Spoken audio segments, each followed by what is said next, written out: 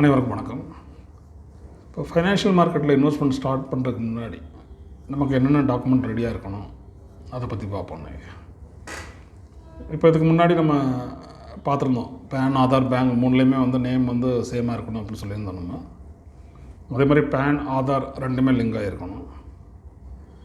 ரொம்ப இம்பார்ட்டன்ட். இப்போ latest செபியோட circular பார்த்தீங்க அப்படின்னா அவங்க ஃபோக்கஸ் பண்ணுற 6 key ஆட்ரிபியூட்ஸ் ரொம்ப இம்பார்ட்டண்ட். இப்போ 6 key ஆட்ரிபியூட்ஸில் என்னென்ன வருது? உங்களோட name, address, PAN, valid email, valid mobile and income range. இதில் ரொம்ப இம்பார்ட்டண்ட் இன்கம் ரேஞ்ச். நம்ம அக்கௌண்ட் ஓப்பனிங் ஆன்போர்டிங் பண்ணும்போது நிறைய பேர் பண்ணுற தப்பு என்னென்னா இன்கம் ரேஞ்ச் 1 to 5 lakhs கொடுத்துருவாங்க. அதை கொடுத்துட்டு இவங்க ஃபியூச்சர் அண்ட் ஆப்ஷன்ஸில் ட்ரேட் பண்ணுவாங்க.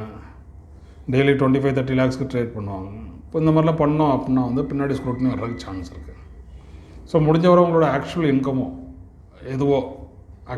எதுவோ அதை நீங்கள் கொடுங்க நீங்கள். So safe trading.